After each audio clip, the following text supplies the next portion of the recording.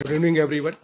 I welcome you all to this special media briefing on the ongoing state visit of Honorable President to the Netherlands. And for that, I have the pleasure to introduce you sitting with me here, Sri Sanjay Verma, Secretary West, Press Secretary to the President, Sri Ajay Kumar Singh, Ambassador of India to the Netherlands, Srimati Rinat Sandhu, and Joint Secretary in the MEA who looks after Netherlands, Sri Sandeep Chakravarti. Now, I would like to invite Secretary West to brief you about the visit and to give the sense of the visit what has happened so far. Well, thank you. I will share with you the larger contours of the visit, and then I will invite my colleagues, the ambassador, Ms. Rinat Sandhu, to share her thoughts about the visit. Ajay Singh, the press advisor to Rashtrapati Ji, will also share his views and opinion on what has been undertaken during the state visit over the last 2 days. Let me set the context. The India-Netherlands partnership is significant, both not just in content, but also in terms of the pace of or the momentum generated by the periodic meetings between our leadership. You will recollect that the Prime Minister of Netherlands, Mark Rutte, visited India in 2015, 2018. Our Prime Minister visited Netherlands in 2017, and in 2021, that is last year, there was a virtual summit. Except 2020, for obvious reasons, there was no high-level engagement, but continuously for the last few years, we have been engaging at the very highest political levels, indicating the intensity and the convergence of issues between India and Netherlands. This visit by Rashtrapati Ji was after 34 years since the last presidential visit. Rashtrapati Ji and the First Lady were here on the invitation of the King of Netherlands, Alexander William, and Queen Maxima. The state visit was from the 4th and has effectively, with the last cultural event this evening concluded. We depart for India tomorrow. The main elements of the visit, as all state visits include, as I said, the ceremonial aspect, which is the ceremonial welcome, the banquet hosted by the King and Queen of Netherlands, laying of wreath at the National Monument for the Heroes of Netherlands. There was a tete-a-tete with our host, the King of Netherlands, followed by a private lunch yesterday. Today, the Prime Minister of Netherlands had a tete-a-tete with Rashtrapati Ji, followed by a lunch which was both functional and with a rare foresight of laying the directions in a futuristic manner. There were 6 Indian entrepreneurs in the knowledge arena, fulfilling the WAA agenda, which is the Water, Agricultural, Health agenda between India and the Netherlands. These 6 entrepreneurs, they are Indian origin. They have studied in India but have made Netherlands a home for business purposes, and the subjects in which the startups are working is artificial intelligence, agri-tech, medical robotics, geospatial data, climate smart agriculture, and assisting medical technology. To give you an example, when we say medical robotics is using robots for surgery. Geospatial data is using data emerging out of weather patterns, cloud formation, etc., to assist farmers in anticipating climatic changes.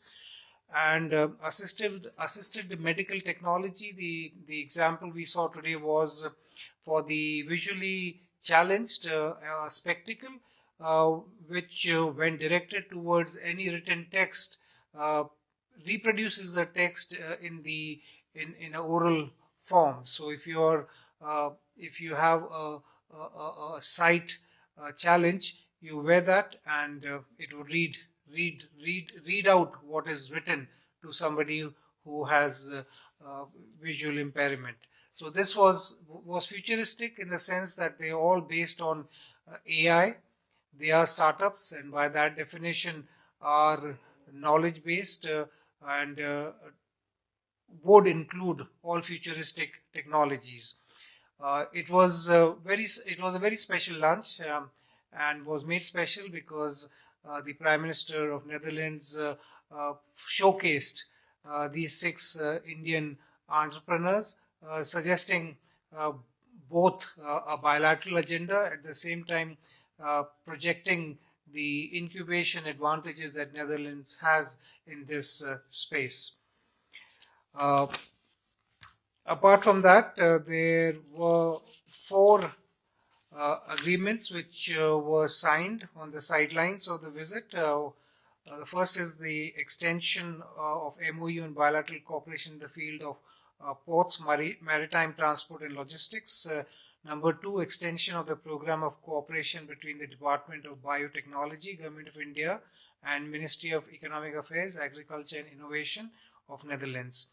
Third was the MOU for the Cosmos Malabaricus project between Leiden University and the Kerala Council of Historical Research and the National Archives of Netherlands on digitizing 17th century archives and making them available to Indian and international researchers. And fourth was the extension of MOU with State Archive Department Kerala and National Archives of Netherlands on the execution of shared cultural heritage. During the course of discussions, both with the king, with the prime minister, and the interaction that Rashtrapati ji had with the presidents of the Senate of Netherlands and the House of Representatives, issues of regional, bilateral, and international concerns were discussed. It is no surprise that Ukraine was also discussed, and Rashtrapati ji did bring to the notice of the Netherlands side that India has taken a side in the Ukraine issue, and the side is the side of peace, the side of cessation of hostilities, of urging that diplomacy and dialogue is the only way out of this conflict. And we also Rashtrapati ji shared that the reports coming out of Bukha, where civilian casualties have been reported, have been deeply disturbing for India, and that India unequivocally condemns these killings and has urged and supports an independent investigation into this loss of life of civilians early this week. The other aspect of the visit was the marking of 75 years of India-Netherlands diplomatic ties, using the national symbol of Netherlands, the tulip, and the Netherlands side, as a special gesture, they bred a unique breed of tulips on this occasion, and the honor to inaugurate or make public this breed was extended to our First Lady, and we on our part named the tulip variety as Maitri, which again re-emphasizes the friendship between India and Netherlands. Incidentally, in history, the India-Netherlands story goes back 400 years ago with the establishment of the Dutch East India Company. This evening, as a concluding element of the visit, was a Kalakshetra performance of the Ramayana by 35 of the artists who were flown in from India, especially for celebrating 75 years of Indian independence. So this was part of our Azadi Ka Amrit Mahotsav, and this was graced by the King and Queen of Netherlands. So we were the host, we as in the Ministry of External Affairs and ICCR, of this grand event, which was seen not only by the opinion makers and the business community and the writers and media of Netherlands, but also the diplomatic core of this wonderful capital city. I've shared with you the broader aspects of this visit, and I would invite first my colleague, the Ambassador of India in Netherlands, Ms. Reenat Sandhu, to share her perspective on this extremely successful visit, which has been suffused with warmth and hospitality and a lot of goodwill. Yeah. Thank you, Sanjay. I share your assessment that the President was received very warmly by the King and the Queen and by the Prime Minister here. This morning they also had a meeting with the Senate President and the President of the House of Representatives. And I think across the board there was a lot of warmth and goodwill towards India, and a commitment to strengthen the bilateral partnership. The visit has helped to reaffirm the value that both sides attach to India-Netherlands relations. It highlighted our convergence in a number of areas, especially on the bilateral side. As you pointed out, both sides demonstrated a commitment to further strengthen our cooperation in the priority sectors of water, agriculture, and health. In science and technology, research and innovation, given the complementarities that exist and the strong ecosystem that is there in Netherlands, this was highlighted as an important area where both the countries can partner. And then, of course, the economic relationship, which is a cornerstone of our growing cooperation. There is a large number of Dutch companies that are present in India, Indian companies which are working here, and the investments which are growing. Netherlands is one of our largest investors in India. So the economic relationship is extremely important. The visit also highlighted convergence on regional and international issues. We both believe in a free, open, and inclusive Indo-Pacific. We have similar shared concerns about climate change and sustainability. And there is a lot of work that is going on in this area of climate change and renewable energy, where again Netherlands has considerable strengths. So overall, an excellent visit, and across the board, all the meetings highlighted a very strong commitment on both sides to further strengthen this cooperation. And I would like to add that the Dutch Foreign Minister will be going to India for the Raisina dialogue in April, and he was there at the naming of the tulip ceremony, which showed that the kind of importance they are attaching to this partnership. Thank you. Well, thank you, Reenat. If I can now invite the media advisor to Rashtrapati Ji, Shri Ajay Kumar Singh, to share his views about this visit. Thank you, Sanjay. I think, after this kind of extensive briefing, I don't need to add anything more. So, I don't have anything to say. Yeah. If I may add, in terms of the reception and the welcome and the participation of the leadership of Netherlands, it has been a fulsome and an outstanding visit, in the sense that the entire cabinet was present at the banquet last evening, and this was to honor Rashtrapati Ji, it was to honor India, and also to suggest that the India-Netherlands story has several aspects to it, and the presence of the ministers and the discussions we had as delegates with them in the course of the visit have proven very fruitful, and are suggesting that the way ahead will get even more intense, because apart from Indo-Pacific, there is convergence on cooperation in the European Union, trade and investment talks, or the negotiation process, which will begin shortly, has the full support of our hosts, and this was reiterated several times during the visit. Sandeep Chakravarti is Joint Secretary Europe West. I would invite him to share his views on the visit.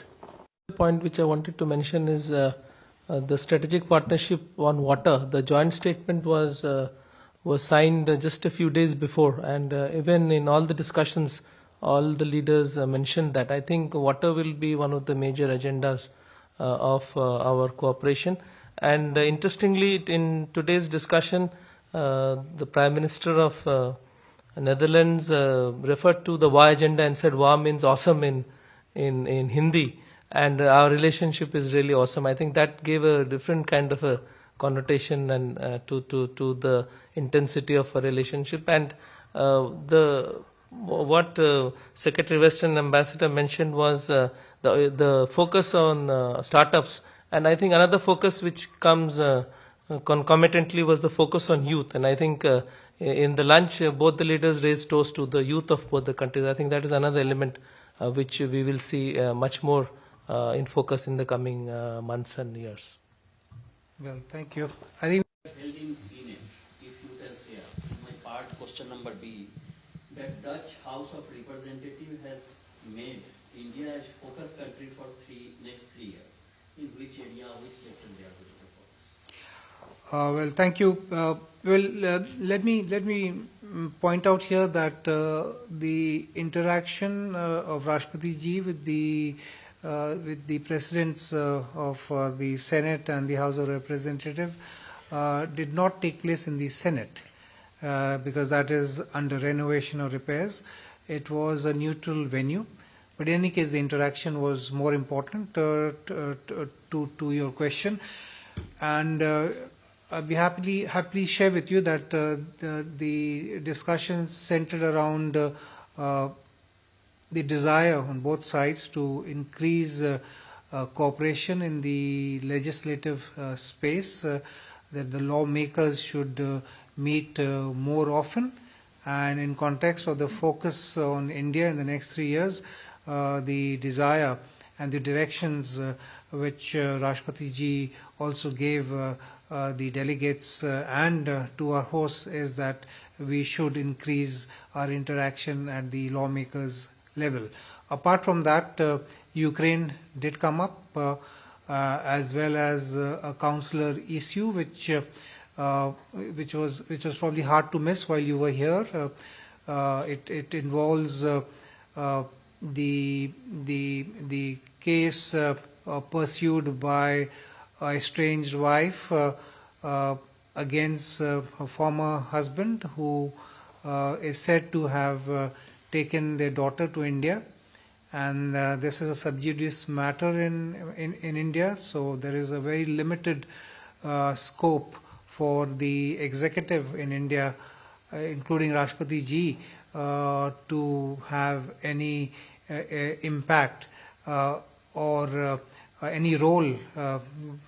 But Rashtrapati Ji did give us directions that within the limitations and confines of the case as it stands legally, if there is any way we can provide some comfort to the mother, that can be pursued.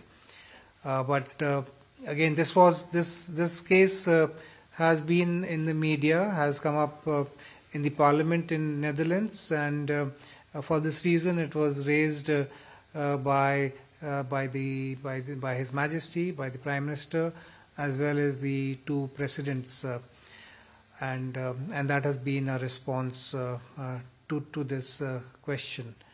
And Ukraine, I've already shared, that was also a subject matter of discussion. And this was it. Sir, I'm Ajay from Google News. Startup ecosystem is one of the core focus of Indian government also, and we are second or third, correct me if I'm wrong, largest ecosystem in the world. What are the lessons that India can learn from the Incubation Act as well as the startup ecosystem here in Netherlands, and are we going to have some kind of cooperation in that area?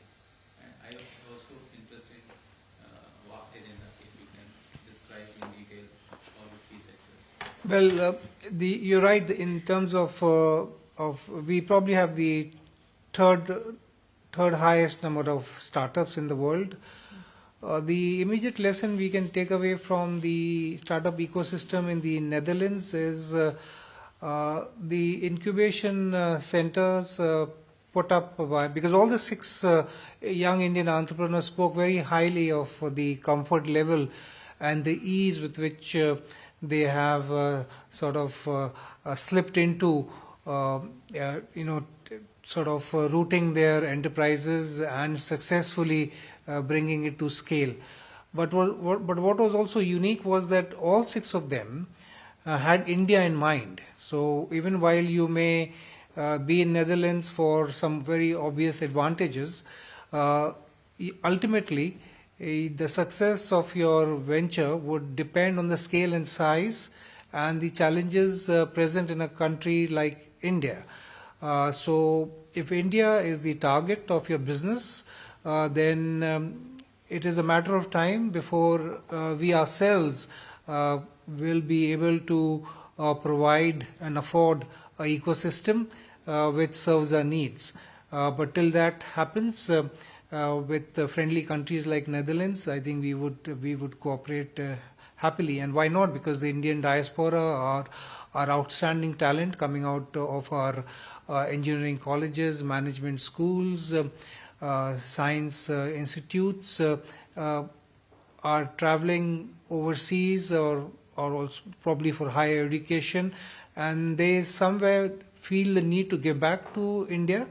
And for that reason, I think today was a great example of that relationship of Indian educated youth using the fertility, let's say, of entrepreneurship available in advanced capitals of the world, but they are firmly rooted in India. They rise on in India because that is where the market is. That is where the numbers are going to come out. That is from where the big data would come out. On water, agriculture, and health, if I can ask Sandeep, my colleague, to share some details. Is the focus of our bilateral relationship. On water, as I mentioned, the strategic partnership on water has been announced, and we met with the water infrastructure minister. He has invited our Jal Shakti minister. A few days back they had a virtual meeting. So there will be a lot of activity on the water agenda. Particularly the Netherlands is involved in the cleaning of the Ganga. That is one aspect which was highlighted by all the leaders. On agriculture, there is a project of establishing centers of excellence. The target is 25 by 2025. We already have 7 which are functional, and now the effort is to put up the others.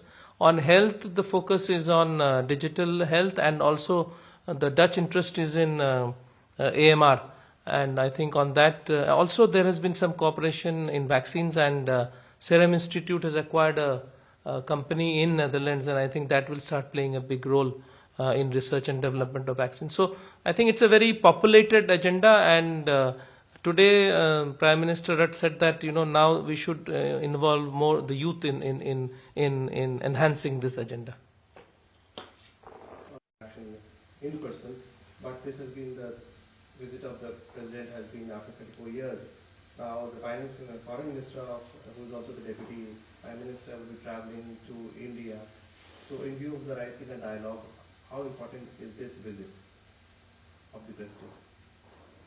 In view of the Raisina dialogue?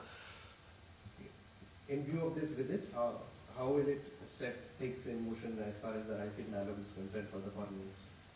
Well, I wouldn't say Raisina dialogue would only derive from our close relations with Netherlands. The Raisina dialogue in itself is a standout platform in the foreign policy space. It's organized by the Ministry of External Affairs and the Observer Research Foundation, ORF, which today is among the top 5 or 6 think tanks of the world. So that in itself is a very attractive platform, and in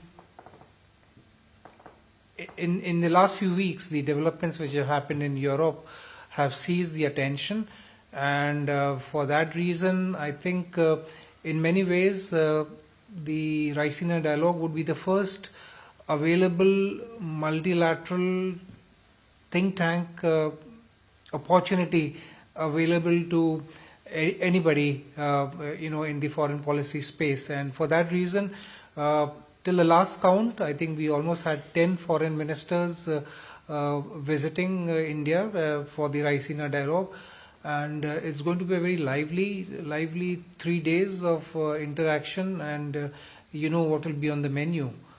It's very obvious, and I think one will hear a lot. There'll be a lot of discussions, and hopefully we're lucky, we'll see some peace in Ukraine, durable peace by then. That is, Raisina dialogue is on, I think, 25th, right?